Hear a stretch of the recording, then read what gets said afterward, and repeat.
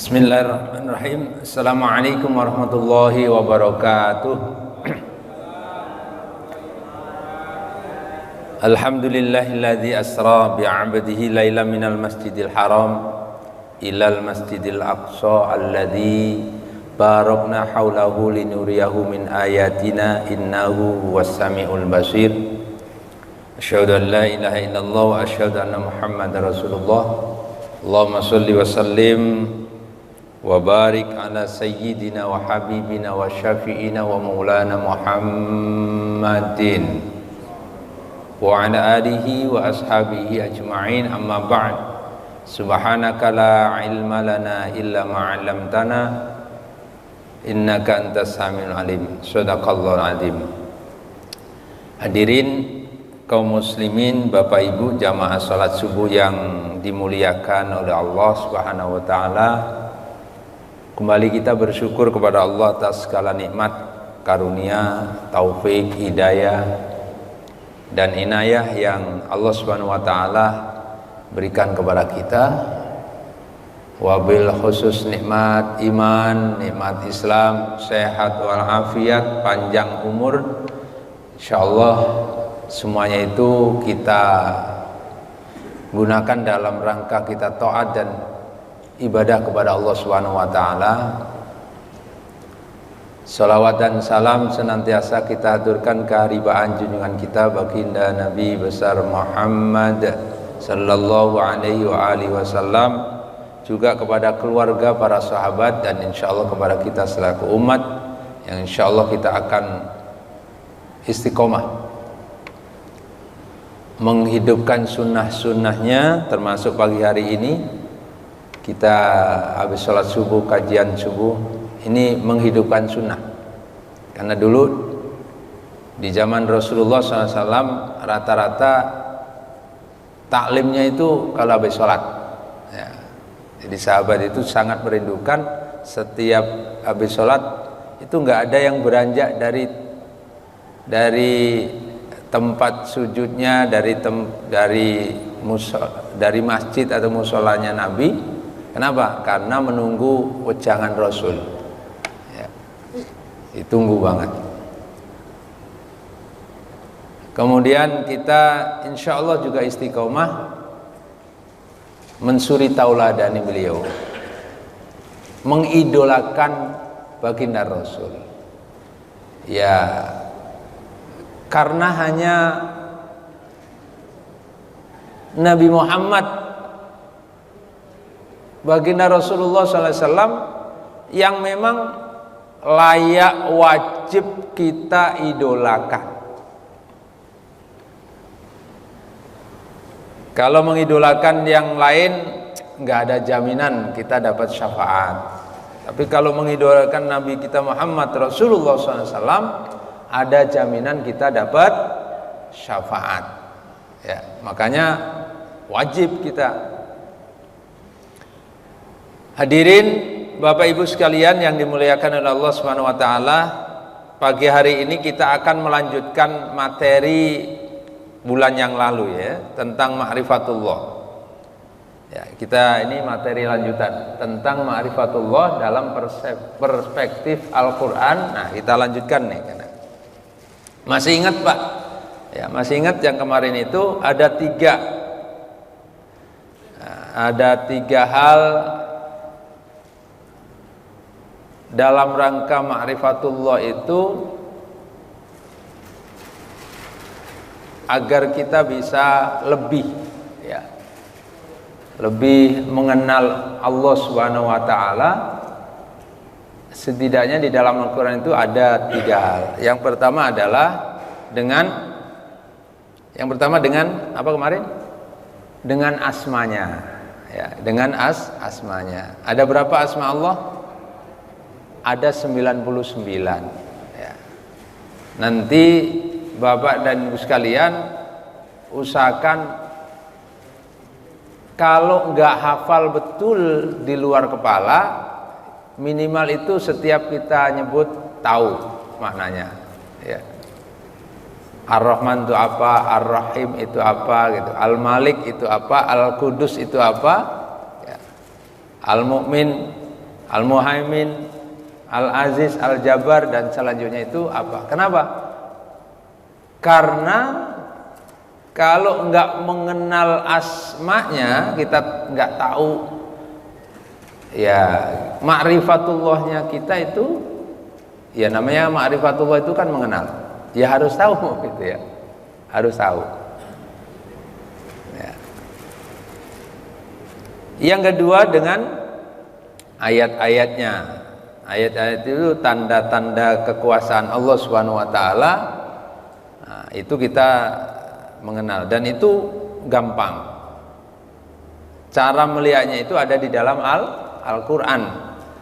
Setiap Bapak baca Al-Qur'an, kalau di situ ada kata-kata ya, yang bersifat ada ayat ya. Ayat-ayat itu tanda-tanda kekuasaan Allah Subhanahu wa taala. Itu semua ayat-ayat yang ditandai dengan kalimat ayat itu adalah ayat yang menunjukkan tentang tanda-tanda kekuasaan Allah. Atau tidak ada ayatnya, tapi di situ menunjukkan ciptaan Allah. Ya.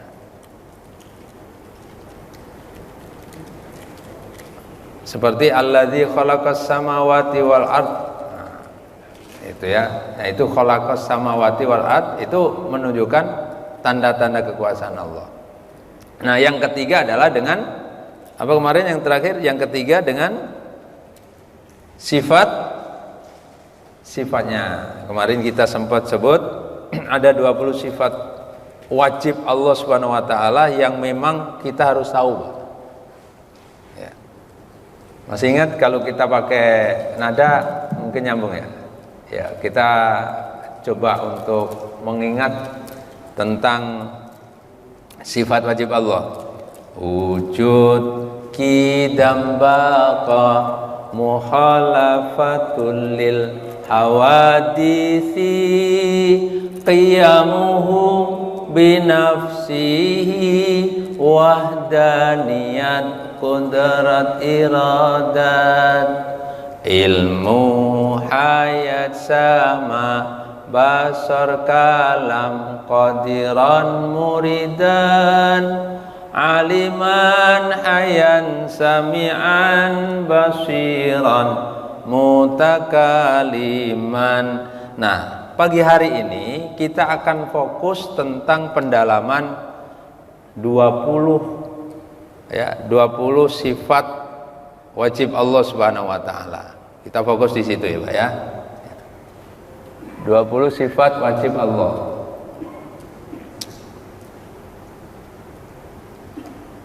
Nah, kita fokus di sini. Pendalaman tentang 20 sifat wajib Allah. Tadi kita baca yang pertama adalah wujud. Apa makna wujud? Wujud itu ada. Ya, jadi memang Bapak Ibu sekalian, wajibnya Allah Subhanahu wa taala itu memang ada. Lalu untuk mengetahui adanya Allah ada di mana? Untuk mengetahui adanya Allah ada di makhluknya, ada di ciptaannya. Untuk mengetahui di mana Allah itu ada, nah, jadi keberadaan Allah itu ada di ciptaannya. Ya. Adanya langit, adanya bumi, ya, adanya bintang, adanya bulan, adanya semua yang Allah ciptakan itu menunjukkan ada yang menciptakan. Dan siapa yang menciptakan? Yang menciptakan adalah sesuatu yang amat sangat dahsyat, luar biasa, yang jelas bukan makhluk.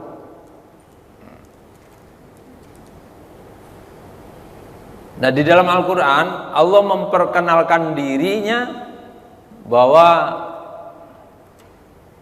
yang kemarin kita bahas itu innani anallahu, sesungguhnya aku adalah Allah Subhanahu wa taala. Jadi yang menciptakan ini adalah Allah. Ini menunjukkan adanya Allah, wujudnya Allah. Meskipun kita secara kasat mata tidak mampu langsung melihat wujudnya Allah Subhanahu wa taala saat kita di dunia, Pak. Saat di dunia ya. Karena nanti kita akan diberikan keistimewaan oleh Allah Subhanahu wa taala akan melihat langsung wujudnya saat di surga. Nah, jadi yang pertama wajib kita tahu, wajib kita meyakini tentang Allah Subhanahu wa taala itu adalah wujud. Yang kedua adalah qidam. Apa qidam? Qidam itu adalah keberadaan Allah Subhanahu wa taala itu mendahului dari semua ciptaannya. Kalau makna yang singkatnya ya terdahulu. Ya, terdahulu. Artinya apa? Sebelum adanya makhluk, sebelum adanya yang ada semua ini, Allah sudah duluan ada. Ya, itu qidam. Dan itu kita yakini. Dan gak perlu kita membayangkan seperti apa awal dulunya Allah itu Subhanahu wa taala. Ya, itu otak kita nggak sampai ke sana. Ya. Makanya Rasulullah SAW membatasi, Pak.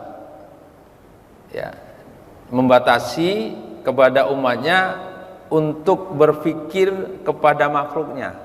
Kata Rasulullah SAW, tafakkaru fi khalqillahi wala tafakkaru fillah. Berfikirlah kamu sekalian terhadap yang Allah ciptakan saja. Wala tafakkaru fillah, dan jangan kalau mikirin gimana Allah, terus kayak apa, mukanya kayak apa, misalnya begitu. Kenapa nggak boleh seperti itu? Ya karena kita memikirkan ciptaannya aja nggak habis, bahkan nggak nyampe, nggak nyampe.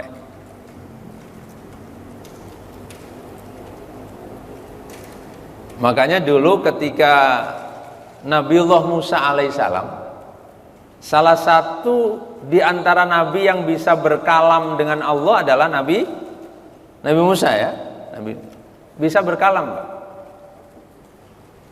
Bisa berkalam. Tapi kemudian Musa penasaran, ya Rabb, bisakah engkau tunjukkan wajahmu kepadaku?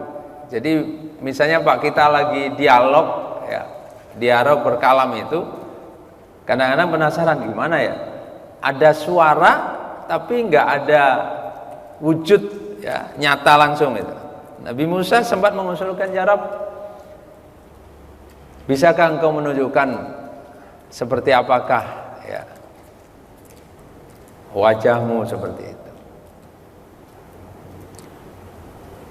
Nah, kemudian karena Nabi Musa itu permintaannya secara kalam, itu Allah selalu memberikan, Pak. Ya, selalu memberikan. Tapi sebelum Musa melihat langsung wujudnya Allah, ya, wajah Allah, gunung yang kebetulan dijadikan pijakan Nabi Musa saat itu di mana? Ya, Nabi Musa kalau berkalam sama Allah posisinya ada di Tur Sina. Itu gunung hancur, terjadi kehancuran gunung sampai berkeping-keping, Pak. Berkeping-keping. Maka kemudian itulah dijadikan landasan ketika ada nabi yang lain atau hamba yang lain untuk pingin lihat langsung, kemudian Allah sampaikan, bukankah kalian pernah ya mendengarkan kisah Musa pada saat itu ingin melihat wujudku, lalu gunung itu hancur berkeping-keping. Jadi nggak ada yang sanggup. Nah, qidam adalah sifat wajibnya Allah yang wajib kita juga ketahui. Ya. Adanya sebelum makhluk ciptaannya, artinya terdahulu. Ya, Allah sudah duluan ada. Kemudian yang ketiga bako. Bako itu kekal, artinya kekal. Kalau makhluk ciptaan Allah itu lawan dari kekal apa? Fana. Fana itu enggak kekal, fana itu enggak lama, ya. Bakalan hancur, bakalan habis. Nah, kehancuran makhluk Allah Subhanahu wa taala, ciptaan termasuk manusia kita akan habis nanti. Tapi Allah kekal. Ya. Allah tidak akan habis, Allah tidak akan hancur. Ya. Lanjut next. Kemudian mukhalafatul lil hawadisi. Apa mukhalafatul lil hawadisi? Yaitu tidak sama dengan makhluk. Enggak boleh, Pak. Ya. Sekarang ada paham mujassimah. Mujassimah itu apa? Yang menyamakan Allah dengan makhluk. Ya.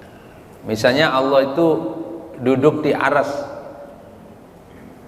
nah, di singgasana, itu dibayangkan seperti manusia.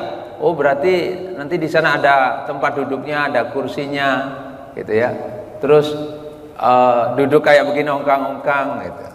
Nah, itu namanya mujassimah, nggak boleh. Menyamakan Allah dengan makhluk.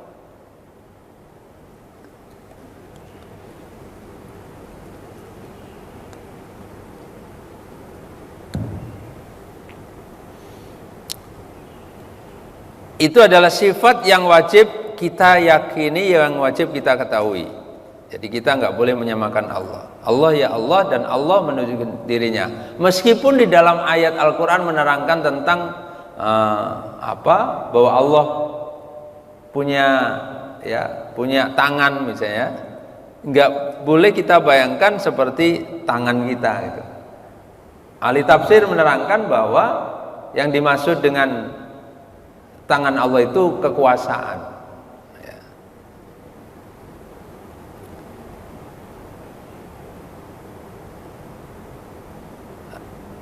Kemudian qiyamuhu binafsihi, berdiri sendiri. Artinya berdiri sendiri ini bahwa Allah Subhanahu wa taala itu tidak butuh bantuan, tidak membutuhkan sesuatu hal, enggak punya hajat. Ya. Makanya kalau kita ini masih punya hajat, masih butuh, Pak. Butuh pertolongan Allah gitu ya. Butuh segala macam. Makanya sampai dikenal ada sholat kebutuhan, namanya sholat apa? Hajat, ya, ada sholat hajat. Itu kita nih makhluk memang. Tapi Allah nggak ada hajat, nggak membutuhkan sesuatu karena Allah itu mampu berdiri sendiri. Wahdaniyat itu ya wahdaniyat, esa, tunggal. Dan ketika kita meyakini bahwa Allah itu adalah wahdaniyat esa, maka tidak ada yang kita yakini dalam hati kita itu yang kekuatan atau yang sama dengan kekuatan Tuhan yang ada selain Allah. Kalau itu terjadi, syirik namanya, dosa syirik itu ya. Dan syirik itu akan berlaku tidak harus diucapkan di lisan. Bisa dari tindakan, bisa dari hati. Ketika hati ini condong terhadap kekuatan di luar kekuatan yang Allah miliki, itu sudah masuk kategori syirik. Ya. Makanya kan kita harus tata hati kita.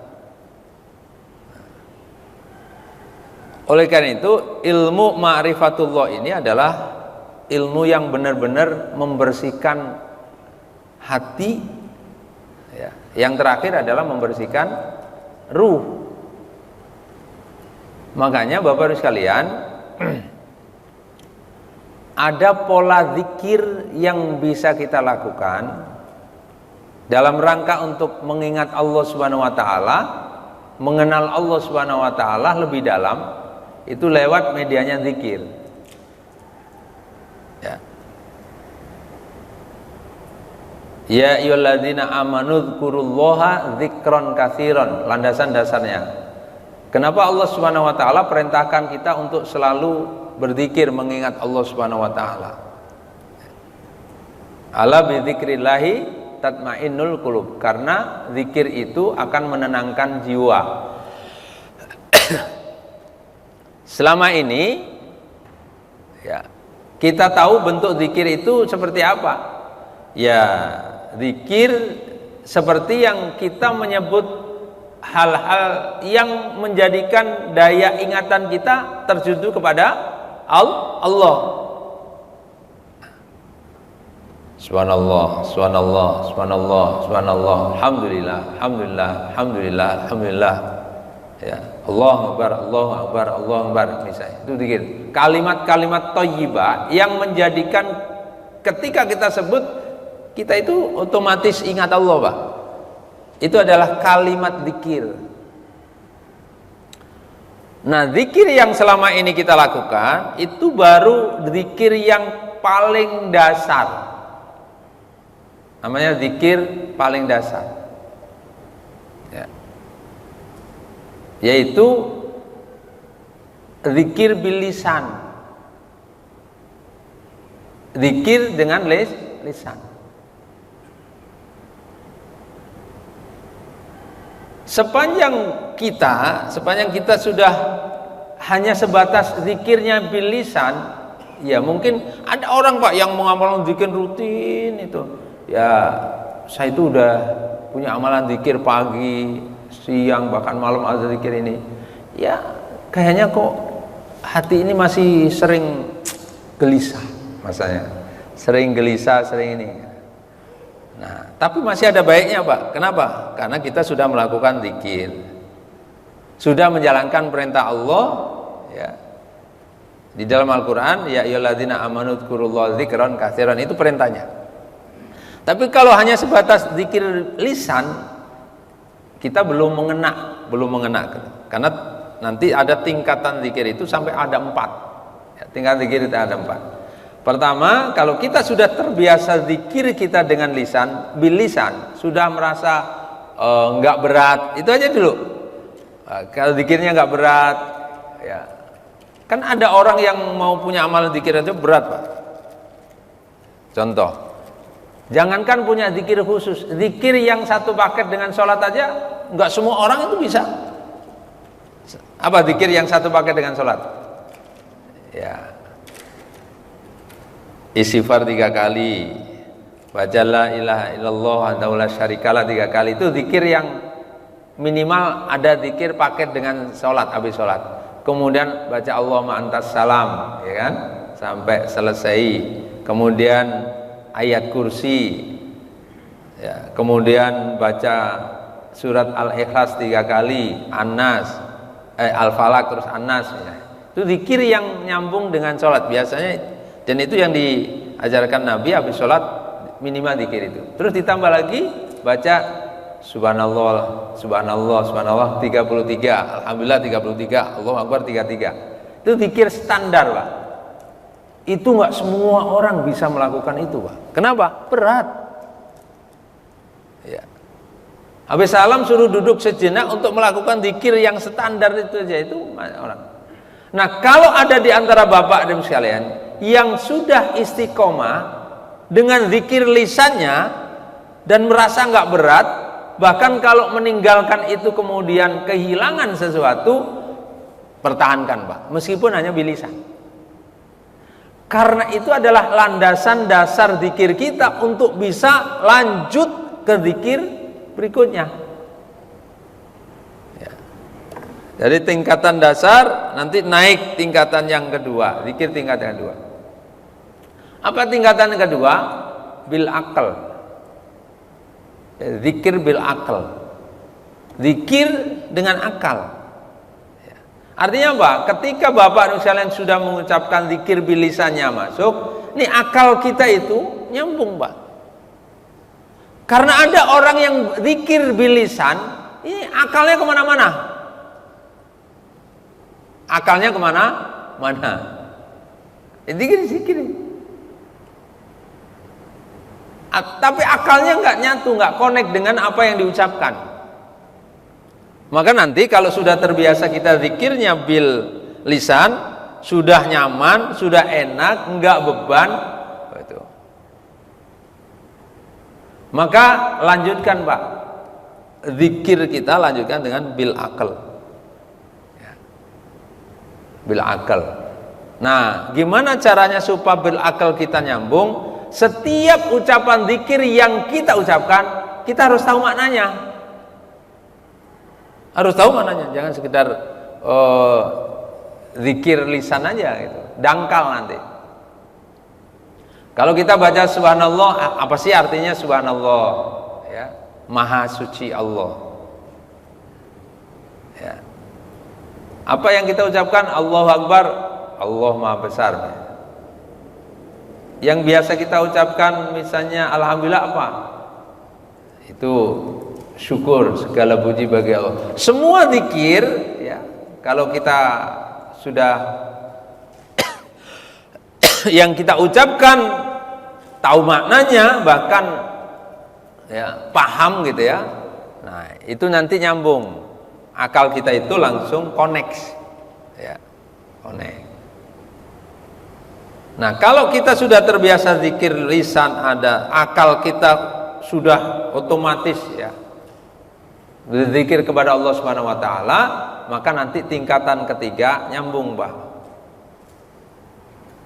Apa yang ketiga? Lanjutkan zikir bil qalb. Hati. Nah, nanti kalau sudah sampai zikir bil qalb, meskipun lisan ini enggak ngucap, ini hati ini itu berzikir.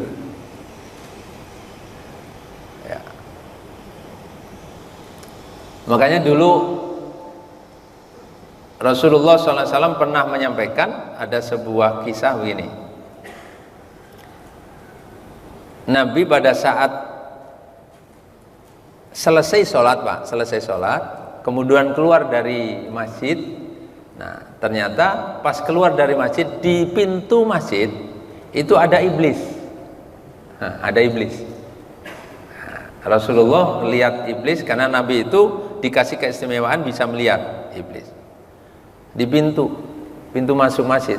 Ditegur sama Rasul, hei iblis laknatullah, ngapain kamu itu di depan pintu masjid? Masukkah enggak? Pergi juga enggak? Ya ada, cuman di pintu aja gitu, Pak, jagain. Apa kata iblis? Ya Rasulullah, sebenarnya dari sejak awal saya datang ke masjid ini, saya pinginnya masuk masjid. Ngapain kamu masuk masjid? Ya pengen godain tuh orang-orang yang lagi di dalam masjid ya. Yang sholat digodain supaya sholatnya nggak tenang, nggak khusyuk gitu. Pokoknya semua digodain, Pak. Ya terus kenapa kamu nggak masuk-masuk? Oh, kesempatan ada gitu ya. Saya nggak berani masuk ya Rasul. Kenapa nggak mau masuk? Karena di dalam, di pojok masjid itu ada orang alim yang lagi tidur. Ada orang alim yang lagi tidur, bayangkan. Kenapa kamu kok justru malah takut kepada orang yang lagi tidur dibanding orang yang lagi sholat? Padahal niatnya menggodain orang yang sholat, Pak. Kenapa justru kamu takutnya bukan sama orang yang lagi sholat, tapi takutnya sama orang yang lagi tidur? Iblis menyampaikan, ya Rasulullah,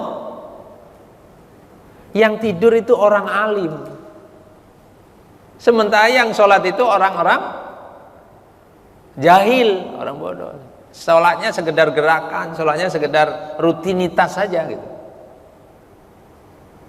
Ya. Saya lebih takut kepada orang yang lagi tidur itu. Kenapa? Karena dia alim. Orang alim tidur, iblis takut. Kenapa? karena tidurnya orang alim hatinya masih berzikir, Pak. Hatinya zikir. Sebenarnya orang yang sholat, dia sholat, gerakannya ada, bacaannya ada, tapi hatinya kemana-mana. Hatinya kemana-mana, Pak. Itu yang gampang digoda oleh iblis. Artinya apa? Pembahasan kita hari ini, orang kalau sudah zikirnya tingkatannya sudah melibatkan kolbunya, dalam kondisi tidur pun dia zikir, Pak. Dalam kondisi tidur pun dia zikir. Gitu. Nah, itulah keistimewaan ya, tentang zikir, tingkatan zikir dari lisan, kemudian akal, kemudian qalb.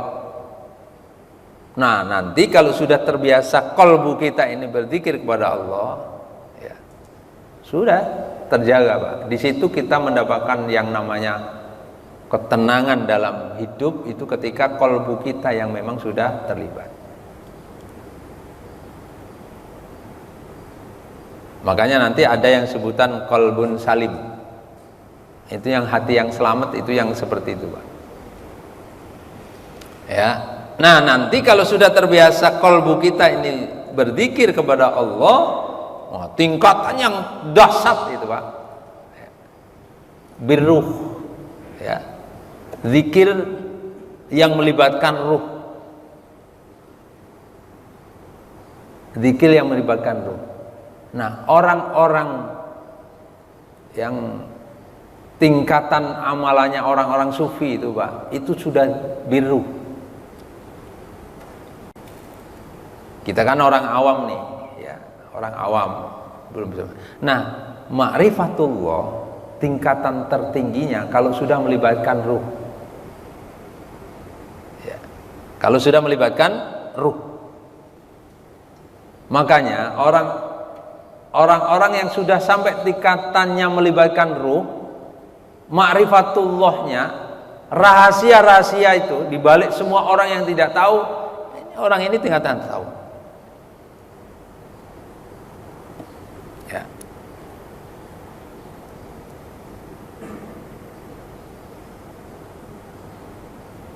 Mengetahui rahasia-rahasia dibalik sesuatu yang memang orang lain nggak tahu. Itu kalau sudah tingkatan keruh, melibatkan ruh.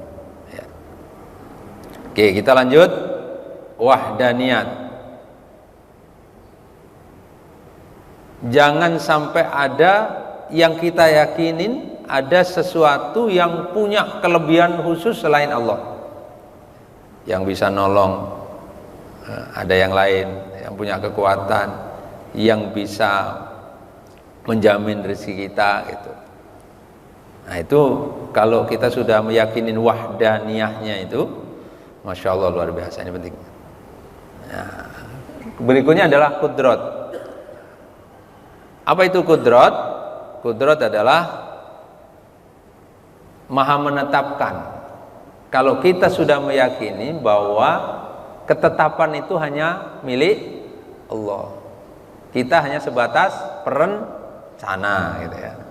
Maka Bapak sekalian, hidup kita nggak pernah terlalu pusing. Kalau nggak sesuai dengan yang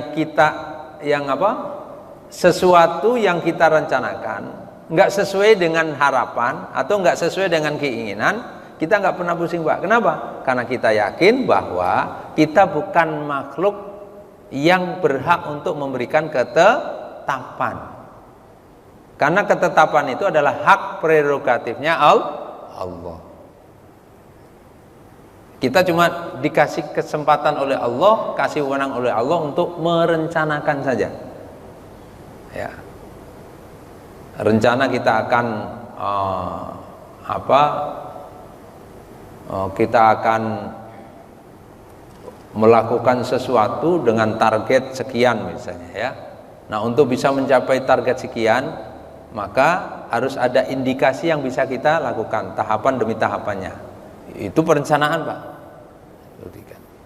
Nah, perencanaan sudah, kemudian tahapan demi tahapan sudah kita lakukan, nah, maksimal kita lakukan, tapi hasilnya tidak sesuai dengan keinginan dan harapan. Nah, itulah kalau orang sudah punya keyakinan terhadap kodratnya Allah, takdirnya Allah, dia nggak, oh ya sudah, ini mah sudah takdir, gitulah. Nah, ini mah sudah takdir. Kalau itu yang terjadi, maka kita tidak pernah gelisah dalam melakukan sesuatu hal. Kalau itu yang terjadi, maka muncul sifat ridho dan ikhlas.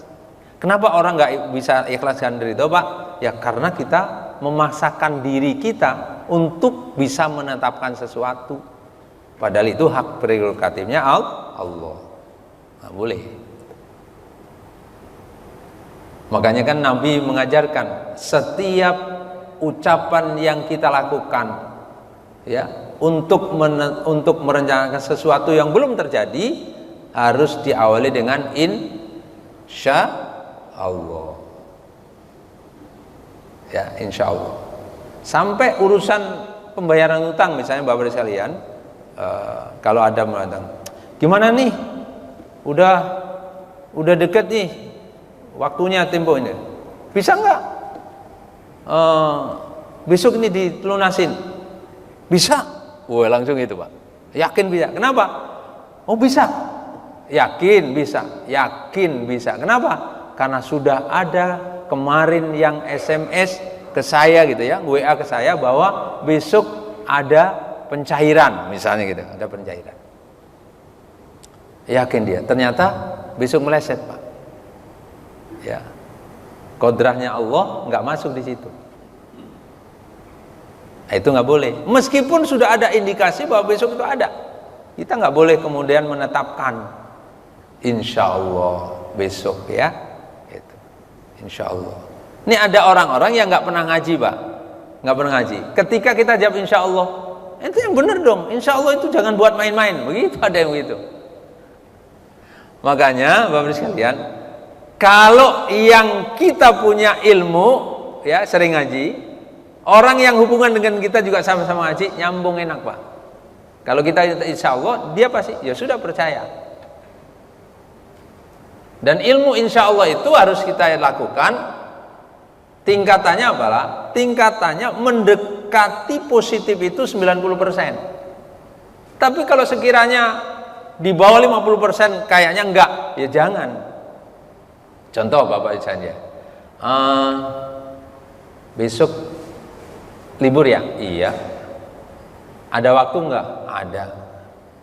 Bisa enggak temenin saya? Ya. Saya ada sesuatu, janjian, temenin saya. Oh bisa, Pak. Pertama, indikasinya ada, Pak. Kenapa? Libur, terus nggak ada kegiatan, bisa nemenin saya. Langsung, oh bisa, Pak. Oh, kalau seperti itu, kalau orang yang sudah terbiasa tahu ilmunya tentang bahwa Allah itu punya kodrat, ya, bahwa kita nggak punya kodrat, itu nggak boleh, Pak. Makanya harus tetap insya Allah ya, Pak. Gitu. Karena apa? Karena apa yang akan terjadi di hari esok semua orang tidak ada yang tahu. Itu hanya rahasia Allah, nggak boleh. Gitu. Bahkan urusan rezeki, urusan besok nggak boleh. Ya. Karena nggak ada yang tahu. Nggak ada yang tahu. Nah, ini pentingnya meyakini terhadap qudratullah. Lanjut. Iradah adalah kehendak. Allah punya kehendak.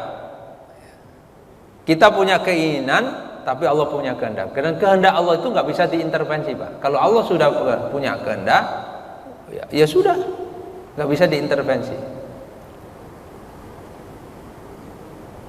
Innama amruhu idza arada syai'an ayyakula lahu kun fayakun. Ini ayat ada kalimat, ada kata-kata iroda. Innama amruhu idza arada syai'an ayyaqula lahu kun fayakun. Ya. Bahwasanya innama amruhu, ya, sesungguhnya segala urusan innama amruhu idza arada, apabila Allah yang punya kehendak. Tuh, bukan kita, Pak. Idza arada syai'an, ya, apabila Allah yang punya kehendak terhadap sesuatu itu jadi, ya pasti jadi. Gitu. Pasti jadi. Innama amruhu idza arada syai'an ayyaqula lahu kun fayakun. Kalau Allah sudah punya kehendak terhadap sesuatu, Allah tinggal katakan kun, jadi Pak. Makanya kun fayakunnya Allah itu sampai hari ini masih ada, nggak hilang, Pak. Makanya kita bagaimana caranya bisa menghadirkan kun fayakunnya Allah. Yang menurut kita nggak mungkin, jangan, Pak. Allah serba mungkin. Makanya ada kun fayakunnya Allah. Nggak bisa kayaknya, nggak mungkin. Kenapa? Waktunya udah mepet. Waktu mepet kan ukuran kita. Karena kita itu hidup dibatasi dengan waktu. Allah nggak punya batasan waktu, Pak. Makanya kalau sandarannya kepada Allah Subhanahu Wa Taala, Allah nggak punya batasan waktu. Nggak bisa, waktunya udah mepet. Sebentar lagi, enggak, buat Allah nggak ada, karena Allah punya kun fayakun. Ya, kalau Allah sudah menetapkan, jadi meskipun tinggal sedetik. Ya.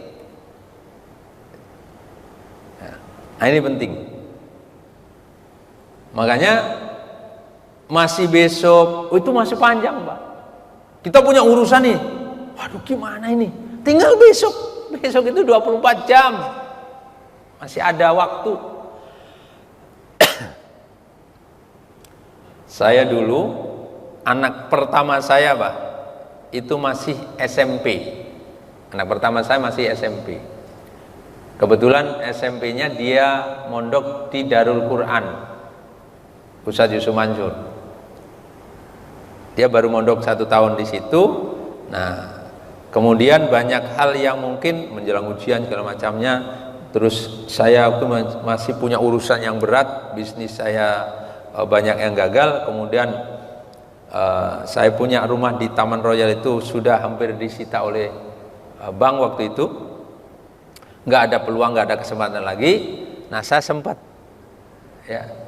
sempat ngeluh, manusiawi, Pak, waktu itu ngeluh sama anak saya yang kebetulan lagi saya nengok. Saya ngeluh, gimana ya, kita dikasih waktu itu sampai besok. Kalau besok nggak ada yang bisa kita lakukan, nggak bisa kita bayarkan ke bank itu, nah, kita harus pindah. Nah, itu kegelisahan hati seorang manusia yang sudah lepas keyakinannya terhadap Allah punya kehendak, Pak. Allah punya kehendak. Anak saya yang masih SMP kelas 1, yang sudah di mondok 1 tahun, memberikan kekuatan. Ya, besok itu waktu yang cukup. Ya, besok itu apa? 24 jam masih ada waktu. Begitu, Pak. Buat urusan Allah mah itu masih panjang bisa. Kenapa? Kalau Allah sudah punya kehendaknya, hari ini pun Allah bisa ngerubah, bisa menetapkan sesuatu yang tadinya negatif menjadi positif. Dari situ, Pak, saya seperti ditunjuk oleh anak saya bahwa saya itu nggak boleh putus asa. Masih ada Allah. Gitu. Nah, kekuatannya apa? Minta sama Allah. Sepanjang hari, panjang sholat, malam masih ketemu tahajud gitu. Masih ketemu tahajud, munajat sama Allah. Benar, Pak, saya lakukan. Dur-duran itu. Untuk menghadapi hari esok itu, saya nggak ada lagi, saya munajat sama Allah. Ya, ternyata benar, Pak, ada keajaiban. Kun fayakunnya Allah hadir saat itu. Nah, maka belajar dari apa yang disampaikan oleh anak saya itu sampai hari ini saya masih pelajaran itu masih saya pakai. Kalau ada masalah sampai mepet begitu, masih ada waktu. Buat urusan Allah mah nggak ada batasan waktu. Makanya nggak usah khawatir, tenang, masih bisa. Dan hadir kun fayakunnya Allah di saat waktu yang tepat. Besok ya, saat waktunya dieksekusi ternyata enggak. Allah hadirkan pertolongan, Allah hadirkan maunah, Allah hadirkan kun fayakunnya Allah Subhanahu wa taala. Nah, di situ kita belajar meyakini tentang iradahnya Allah Subhanahu wa taala. Ya. Nah, ilmu ini penting ya. Sifat Allah itu ilmu. Yaitu Maha mengetahui. Yang disebut Maha mengetahui, Allah itu yang sir, yang dohir, Allah tahu semua, Pak. Ya. Sampai urusan perasaan kita Allah tahu. Urusan perasaan Bapak Nusan Allah tahu. Ya. Terselip kerentekin hati gitu aja itu Allah tahu, Pak. Makanya baru sekalian, kalau kita sudah tingkatan zikir kita sudah sampai qalbu aja nggak sampai ruh, meskipun kita nggak doa dengan ucapan lisan misalnya, di hati itu ketahuan. Habis sholat Pak misalnya ini, itu cuman tersip. Ya Allah, saya itu pengen ini. Itu ada di hati, Pak. Allah tahu semua. Allah tahu semua. Makanya doa seseorang itu akan cepat diijabah. Connect langsung dengan mauna Allah, connect langsung dengan ilmunya Allah Subhanahu wa taala, itu kalau antara lisan dan hati nyambung. Banyak di antara kita, kenapa doanya kita mental terus? Karena doa sambil lisan. Kolbunya nggak disambungkan. Jadi antara lisan dan kolbu suka bertolak belakang. Kita doanya begini, Pak, hati kita lain. Nah, inilah yang kemudian kadang di antara kita, kenapa ya? Saya udah berdoa kok, doa kita seakan-akan enggak terkabul, bukan enggak terkabulkan. Karena Allah yang dipandang bukan lisannya, tapi yang dipandang adalah hatinya, kolbu kita. Makanya harus nyambung. Satu frekuensi antara lisan yang kita ucapkan dengan kolbu kita. Nah, itu belajar tuh, Pak, belajar. Makanya setiap yang kita ucapkan usahain kita paham. Setiap yang kita pahamin usahain hati kita ikut menetapkan. Belajar. Makanya saat sholat yang khusyuk itu dimulai dari mana? Dimulai dari takbirnya, itu melibatkan 3 unsur.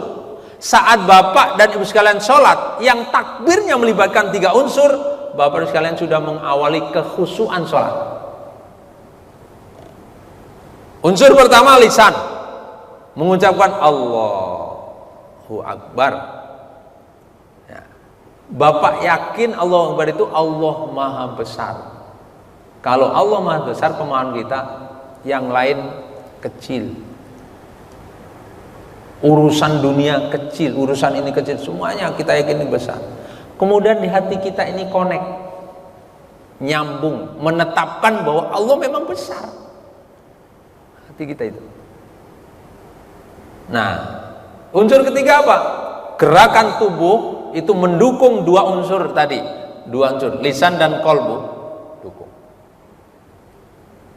Di situ kalau 3 unsur ini kita lakukan dalam saat takbiratul ihram, Pak, maka saat itulah standar khusyuk awalnya di situ. Tapi kalau dari mulai takbiratul ihramnya saja kita sudah berantakan, berat, Pak, untuk dapat yang khusyuk. Ya. Nah, itu ilmu. Allah tahu semua. Sampai urusan gerakan perasaan kita tahu. Ya. Makanya kita kan dilarang berprasangka buruk. Ya. Kan nggak boleh, Pak, berprasangka buruk. Prasangka buruk adanya di mana? Di sini kan. Bapak punya ini ada temen. Kita nggak ngomong, nggak ucapan kita diam-diam, tapi prasangka kita ada di sini itu mengucapkan. Ya, orang gendut banget, gendutnya nggak ukuran. Itu ada di sini, Pak. Nggak boleh itu. Itu sudah suudon namanya. Prasangka itu adanya di sini, nggak perlu diucapkan. Allah tahu. Oke, nyambung cepat. Hayat itu maha hidup. Ya. Sama maha mendengar. Ya, yang disebut sudah maha mendengar sampai bisikan yang kita sendiri bisa jadi nggak tahu, nggak dengar, itu Allah dengar, Pak. Hati-hati. Makanya dalam hidup bersendirian, ya, hati-hati ucapan-ucapan kita itu, karena Allah pasti mendengar.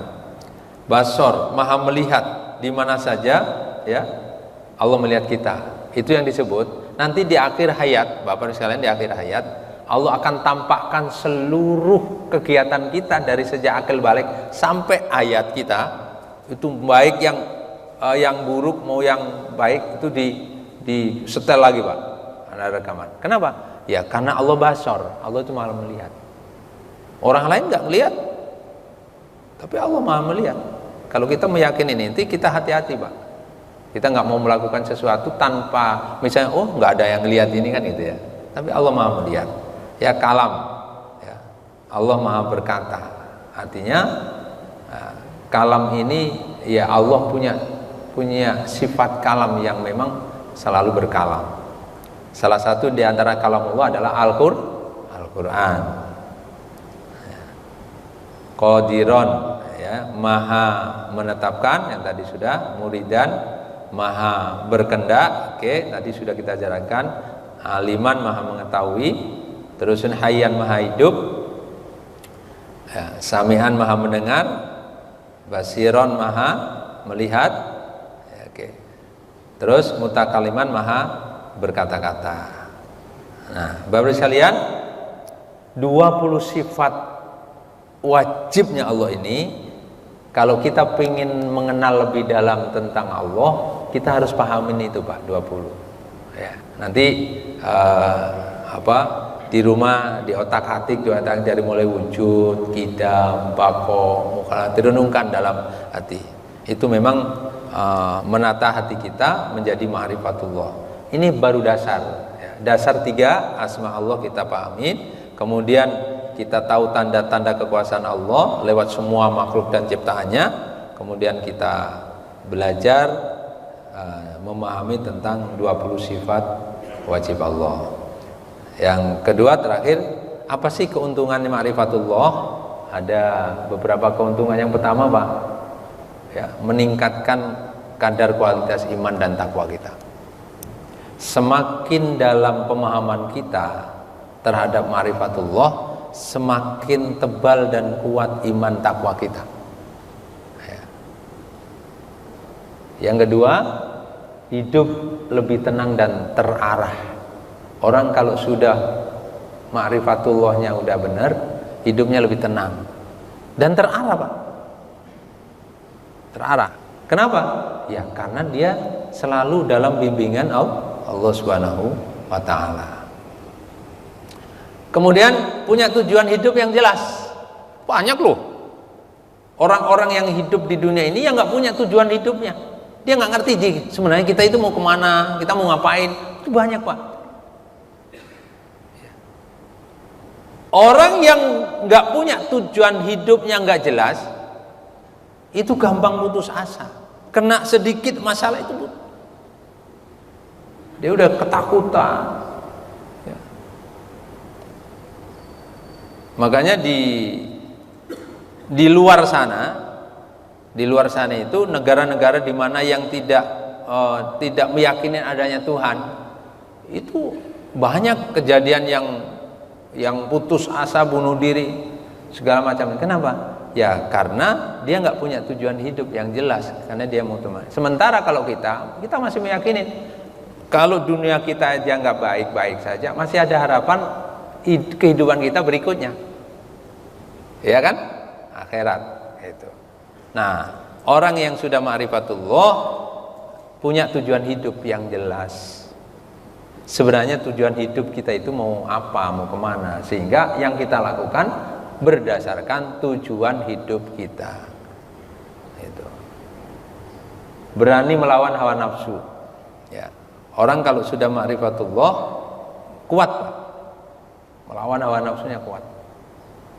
Ya. Dan kata Nabi, kenapa ini syaratnya? Ya Rasul pernah menyampaikan, Pak, ada peperangan yang lebih dahsyat dibanding perang apa? Badar. Perang Badar, Pak. Apa ya Rasulullah? Yaitu memerangi hawa nafsu. Ya, karena berat hawa nafsu. Nah, supaya kita bisa melawan hawa nafsu yang begitu dasar itu, ya memang ilmunya ada di ma'rifatullah. Ilmunya ada di ma'rifatullah. Oke. Kemudian orang kalau sudah ma'rifatullah itu akhlaknya lebih mulia. Hidupnya lebih tertata, ya. Akhlaknya lebih mulia. Amalannya selalu ikhlas, ridho, sabar. Wah, udah kesana itu, Pak. Jadi kalau kita masih nggak sabaran terhadap hal-hal yang sepele di dunia ini, ya memang kita harus banyak belajar tentang ma'rifatullah. Oke, Bapak sekalian, ini lanjutan dari ma'rifatullah, dan memang kupasan ini harus lebih diperdalam, tapi intinya landasan dasar ilmu ma'rifatullah itu minimal 3 itu, Pak. Ya, itu dulu dikuasai, dipahamin, ya, asma Allah. Kemudian kita belajar segala sesuatu untuk mengenal Allah lewat tanda-tanda kekuasaannya, ciptaannya, gitu ya. Belajarin segala macamnya, nggak ada habis, ya, nggak ada habis.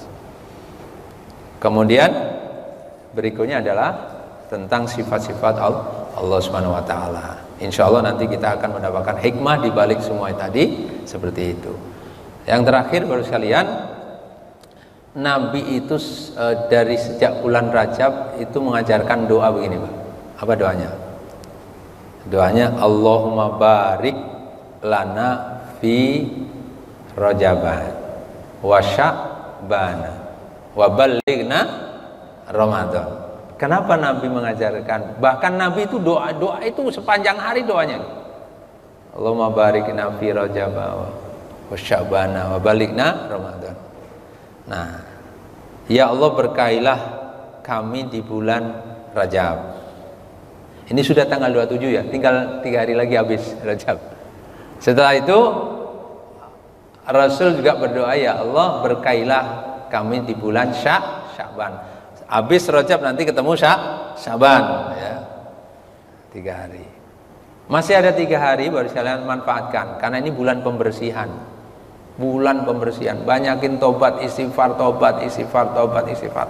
Bulan bersih-bersih, ya, bersih-bersih. Kalau ada urusan dosa sama manusia, udah minta maaf, minta ridhonya, masih ada 3 hari. Nanti lanjut di bulan Sya'ban. Bulan Sya'ban mulai bulan peningkatan amal, ya, tingkatin amal solehnya. Karena kata Nabi, bulan di antara Rajab dan Ramadan itu adalah bulan yang sering dilalaikan orang. Maka Nabi lebih memperbanyak puasa, ya, puasanya lebih dibanyakin. Nah, oke. Nanti sampai Rasul kemudian, kenapa Nabi sampai doa, ya Allah sampaikanlah aku atau pertemukan aku ini dengan bulan suci Ramadan. Kenapa? Karena Ramadan itu adalah bulan yang amat sangat dahsyat, luar biasa. Semua amalan-amalan baik selama kurun waktu 11 bulan itu dikumpulkan di Ramadan. Ya. Nah, untuk menyambut itu semuanya, Nabi memulainya dari bulan Rajab. Nyambut Ramadan bulan Rajab. Dari Rajab disambut tuh. Mulai bersih-bersih hati, bersih-bersih diri, ya. Kenapa? Supaya Ramadan nanti maksimal. Tapi kalau kita masukin Ramadan, pengen mengisi Ramadan dengan sebaik-baiknya, dimulai dari malam Ramadan. Berat, Pak. Paling sanggupnya seminggu doang. Makanya wajar. Kenapa di Indonesia rata-rata mengisi Ramadan ramenya cuma 1 minggu pertama? Karena menyambutnya itu memang, ya, makanya kan ada tarhib Ramadan itu menjelang Ramadan aja. Rasulullah tarhibnya itu dari Rajab. Kalau kita dari Rajab seperti Nabi sudah mulai menyambut Ramadan, lihat, Pak, semakin Ramadan itu meninggalkan kita, semakin kenceng amalan ibadah kita mengisi Ramadan. Di 10 hari yang terakhir, makin kuat, makin nggak mau ninggalin. Nah itu, ya. Jadi landasan kekuatannya ada di bulan Rajab. Kita mulai persiapan, ya, penata diri, penata hati, banyak tobat, banyak istighfar, bersih gitu ya, supaya nanti mengisi Ramadannya ringan, hati kita ringan, tenaga kita ringan, gitu ya, semuanya ringan, sehingga Ramadan maksimal. Gitu. Dari mulai tanggal 1 Ramadan istiqomah sampai akhir Ramadan, semakin berakhir makin kuat amalannya Ramadan. Nah itu rahasianya. Ya, oke, sampai di sini Bapak sekalian kajian kita tentang Ma'rifatullah yang sudah kita lakukan 2 kali lanjutan ini. Mudah-mudahan ya Bapak sekalian yang mengikuti 2 kali season ini bisa semakin memahami tentang Ma'rifatullah sehingga kita bisa tertata. Nah dari dasar ilmu Ma'rifatullah nanti kita bisa mulai menata dari mulai 4 zikir tadi ya. Bapak bisa mulai sekarang. Kalau sudah zikir bil lisan, lanjut bagaimana kita bisa zikir bil qalb, bil aql, kemudian bil qalb, lalu zikir ruh. Ya, ruh kita terlibat. Ya, ruh kita bisa. Kalau sudah sampai zikir ke ruh, ya dalam kondisi mau apa juga ruh kita zikir terus. Ya. Ya, mau kerja kok mau melakukan aktivitas apapun, tidur, ruh kita tetap berzikir sama Allah. Ya, baik. Mungkin nanti kalau ada pengembangan berikutnya lewat sesi tanya jawab, ya, sesi tanya jawab. Baik Bapak sekalian, saya akhiri kajian kita pada pagi hari ini. Mudah-mudahan ada manfaatnya. Nanti sebelum saya tutup doa, barangkali ada yang mau nanya, Mas Riki dipandu. Makasih.